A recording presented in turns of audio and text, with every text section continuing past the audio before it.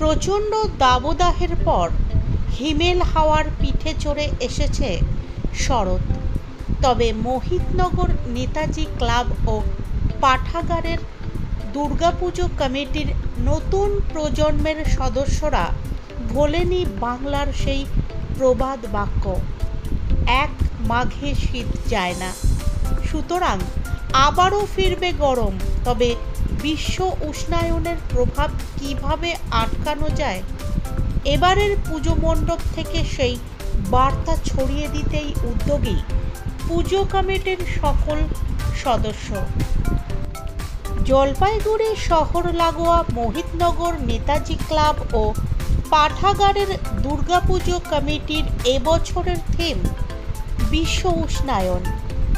দক্ষ শিল্পীদের দ্বারা তৈরি হচ্ছে নিখুঁত এই পুজো মণ্ডপ। অরবিন্দ গ্রাম পঞ্চায়েত দপ্তরের পাশেই তাদের সুন্দর এই পুজো মণ্ডপ। প্রতি বছরের ন্যায় এবারও দর্শনার্থীদের ঢল নামবে বলে আশাবাদী উদ্যোক্তারা।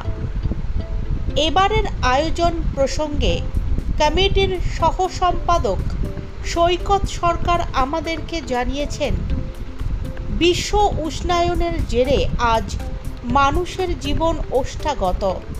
ক্রমশই বাড়ছে গরমের সঙ্গে নানান প্রাকৃতিক দুর্যোগ।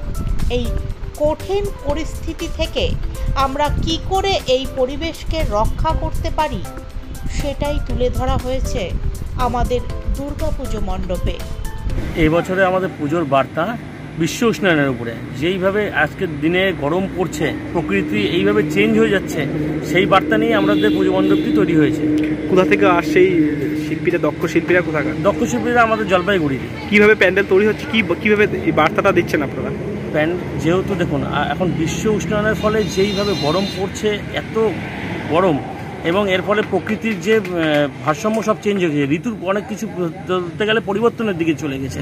সেই পরিবর্তনকে আমরা সামনে রেখে সেই জন্যই আমরা নিয়ে এসেছি বিশ্ব উষ্ণায়ন। এত পরিমাণে কলকারখানা, এত পরিমাণে দূষণ, সেই দূষণমুক্ত পরিবেশ তৈরি করার জন্য যাতে কিছু বার্তা পায় মানুষ এবং আমাদের পুজোর মধ্যে পুজো মণ্ডপে আনন্দিত হয়, সেই বার্তাকেই আমরা তুলে ধরেছি। কোন ক্লাব, কি বিষয়? আমাদের ক্লাবের নাম মোহিতনগর নেতাজি ক্লাব, কোথায় পাঠাগার, এবং এটা আমাদের মোহিতনগর আপনার অঞ্চল অফিসের সামনে, অরবিন্দ অঞ্চলের সামনে। কবে থেকে আমাদের পঞ্চমীতে পুজো উদ্বোধন আছে। পঞ্চমীর থেকেই আমাদের সন্ধ্যা থেকেই আমাদের মণ্ডপটি ওপেন হয়ে যাবে। আপনার নাম আর পরিচয়টা? আমার নাম সৈকত সরকার, পুজো কমিটির অ্যাসিস্ট্যান্ট সেক্রেটারি।